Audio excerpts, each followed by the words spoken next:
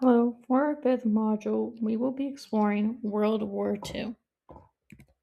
Our module objective is that you'll be able to analyze how major events of World War II and wartime policies affected American society and led to the war's outcome. In this module, we will also be able to see how World War II redefined America as a world power. To start things off, we will be looking at the beginning of World War II. World War II began on September 1st, 1939, when the USSR and Germany invaded Poland using blitzkrieg tactics. What this directly translates to is lightning war, but what it means is that they will be concentrating superior manpower into a specific area and going further into this enemy's territory. Germany will concentrate their manpower on Western Poland, while the Soviet Union will concentrate their manpower on Eastern Poland. Germany and the Soviet Union had signed the Nazi Soviet Pact before the invasion, in which the two dictators, Joseph Stalin of the Soviet Union and Adolf Hitler of Nazi Germany, agreed not to attack each other. Britain and France had alliances with Poland and declared war on Germany.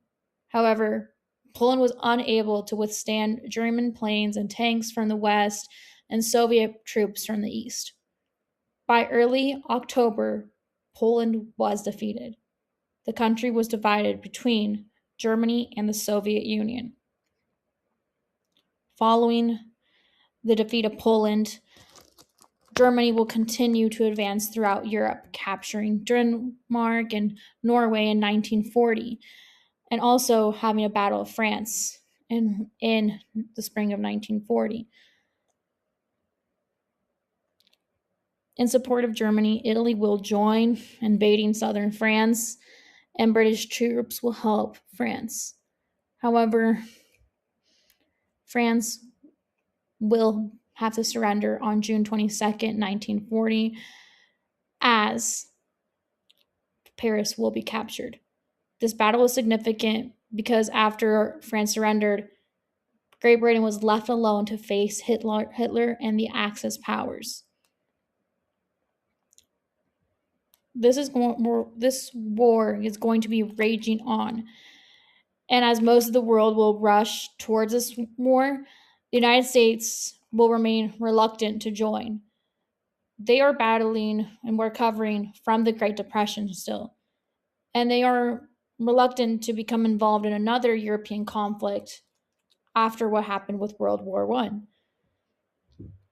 However, that does not mean that the United States will not do anything. There is a growing number of democracies that are becoming threatened by totalitarian dictatorships like Hitler. So, President Roosevelt of the United States will suggest that America lend supplies to Britain. In March 1941, Congress will approve the Lend Lease Act, which allowed sales or loans of war materials to Allied countries. The United States will send planes, tanks, guns, and ammunition to Great Britain and other Allied nations. Then, in June 1941, Hitler will launch a surprise attack on his ally, the Soviet Union. This is the largest invasion force in history aimed to take over the Soviet Union's land and oil reserves. Joseph Stalin will then join the Allied forces in the fight against Hitler. President Roosevelt and Congress will agree to extend the Lend-Lease aid to the Soviet Union. As Germany advances across Europe, Japan, their ally, will advance in Asia. Since Japan is an island nation, it does not have access to iron, rubber, and oil, supplies that are essential to their war efforts. As a result, Japan forces will begin occupying neighboring countries in Southeast Asia and the Pacific to meet their demand for resources. The United States will attempt to halt Japanese aggression by refusing to sell oil and scrap metal to Japan. However, what will happen instead is that the United States and Japanese relations will continue to worsen, and with negotiations stalled, Japan will begin planning a secret attack on the United States. On the morning of December 7th, 1941, Japan will attack the U.S. naval base at Pearl Harbor, Hawaii, which contained most of the American Pacific Fleet. Japanese planes will sink or completely damage, very significantly, 19 American ships, destroy almost 200 planes, and will lead to the death of thousands of Americans. There were 1,177 men that were killed aboard the USS Arizona, and a total of 2,404 U.S. deaths. This includes the U.S. military and civilians. With this attack on their own soil, America can no longer remain neutral. Congress will approve President Roosevelt's request for a declaration of war against Japan, and on December 8th, 1941, the United States will declare war on Japan. A few days later, allies with Japan, Germany and Italy will declare war on the United States, and the United States will be thrust into the largest global conflict in history, entering as an allied power. In World War II, there are two sides. There are the Axis powers, which consist of Japan, Italy, and Germany. Italy, I should know before, will leave the Axis powers in 1943, but they are a big focal point in the beginning of World War II. There are over 60 countries that are involved on the Allied side, but the main players, as one can know, are France, the United States, Britain, and the Soviet Union.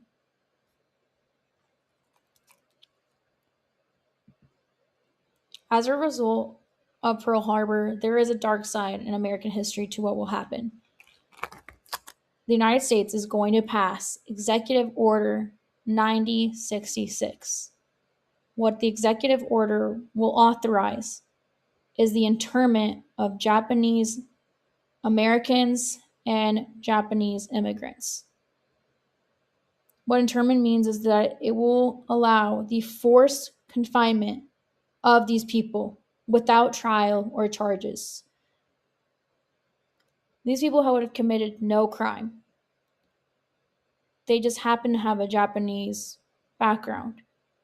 And because of the fact that they have a Japanese background, they will be forced out of their homes, out of their businesses, and will be forced to relocate to these internment camps in the United States. Executive Order 9066 authorized 10 different Japanese relocation centers in the United States. This map here shows with the star where these internment camps of where the Japanese are located. They're not just located in the state of California, but across the U.S. The red area is the exclusion areas for Japanese people. These camps will be in effect, and the Japanese American internment will be in effect until 1946. Manzanar remains the only U.S. historical landscape of these camps. Another result of World War II and Pearl Harbor is the use of propaganda. Okay, what propaganda means is that it is information, especially of a biased or misleading nature, used to promote a particular political cause or point of view. After Pearl Harbor, there is a lot of anti-Japanese propaganda being spread. This is right here is an example of this anti-Japanese propaganda. The Japanese are painted out to be monsters. They are called the enemy, even if they might have been born in the United States and just happen to have a Japanese background. They are the enemy and they are not to be trusted. That is what is being spread across the U.S. Propaganda was not just used against the Japanese Americans or Japanese people. Propaganda was used all throughout World War II, and it was all-encompassing, as it was used by every nation and involved the use of several different media forms. It will be through radio, posters, and short films. It was used to sell different items to the American public or the public in general, as they will be used throughout the world. One of these forms on what it will be used for is for war bonds. What war bonds are is that the government's going to take money. So you would buy a war bond, that means you would give the government money to help pay for tanks, planes, ships, uniforms, weapons, medicine, food, and really anything else the military might need in order to fight and win. So, in order for you to do your part, if you are not involved in fighting in World War II, is to buy these war bonds because you're going to help the Allies win the war. Another form of propaganda that was used was to promote rationing. When you ration, that is setting limits on purchasing certain high demand items or just using less of that item in general. Okay, so they're going to try to limit buying meat, buying sugar. Those are things that you could like with your war bonds, you could help send to Allied soldiers instead, as they should be having that instead, and they need to kind of have meat to be able to win this war. That is the message the propaganda is sending. Propaganda is also used to enlist people for the army, navy, etc. There is a dire need for men to join the war, and so propaganda is going to be used to spread that message. These are examples of propaganda posters that could be seen throughout the world. So you can see here it says, do with less so they'll have enough. And it shows a soldier. Rationing gives you your fair share. If you have less of tea or coffee, you can send that over to the US or Allied soldiers so that they'll have enough to fight and win this war.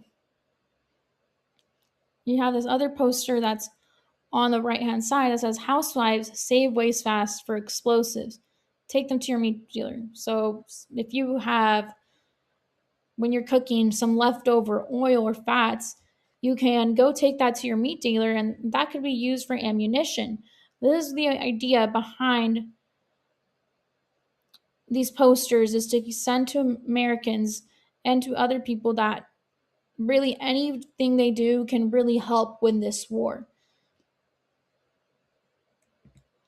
Other results of World War II that is going to have on American society is that women will really be joining the workforce for the first time. Prior to World War II, women would not work. They were just housewives. They took care of the home. They took care of the children. Men were the ones that went to work. With the men gone, because they are drafted or they've enlisted in the war, that doesn't mean work stops. Okay.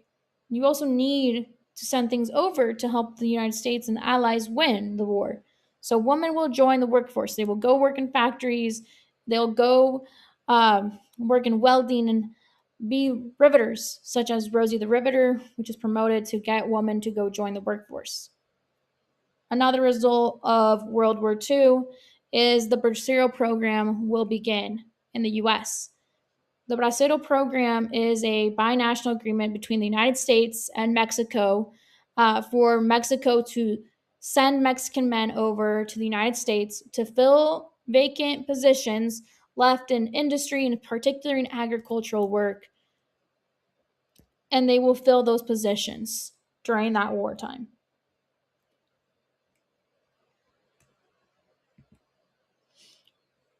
On April 12th, 1945, the United States President, FDR, will die, and Vice President Harry S. Truman will become president.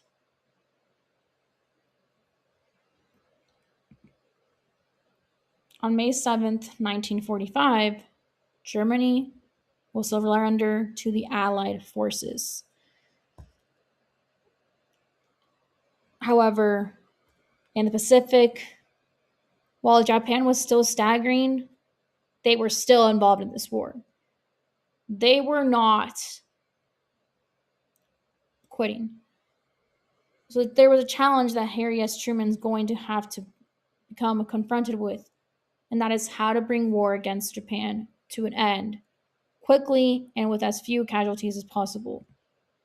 Here in this bar graph, we can see how many casualties there were in the United States that were caused by World War II. Besides the Civil War, World War II is the greatest casualty that the United States has faced. And he's going to have to come with a decision. How do we get this to end? And since 1939, American scientists had been hard at work on a secret mission codenamed the Manhattan Project, and the goal was to produce a nuclear bomb. On July 16, 1945, success was reached with the world's first atomic bomb exploded on a test site in a New Mexico desert. One bomb could destroy an entire city. Harry S. Truman will become confronted with the choice. Should he drop the atomic bomb on Japan?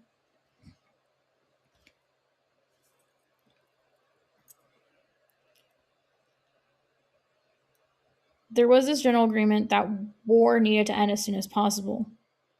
More than 400,000 American soldiers had already died, and American prisoners of war held in Japan were being mistreated. Each day this war continued brought great suffering. In July, at a conference in Potsdam, Germany, President Harry Truman had demanded that Japan agree to an unconditional surrender. There were to be no negotiations, but the Japanese government wanted a promise that their emperor could be protected. Truman gave no such promise. On July 25th, 1945, Truman ordered the military to make plans for dropping 2 atomic bombs on Japan. A day later, the U.S. warned Japan that it faced prompt and utter destruction unless it surrendered at once. Japan refused. On August 6th, 1945, an atomic bomb was dropped on the Japanese city of Hiroshima, instantly killing more than 66,000 people and perhaps as many as 200,000 over time. There was no word from Japan. On August 9th, 1945, a second bomb was dropped on Nagasaki. On the same day, the Soviet Union entered the war against Japan. On August 15th, 1945, Japan will officially surrender unconditionally, and the war will officially end. What you will do next is that you will read the article to explore what was the effects World War II had on the United States as well.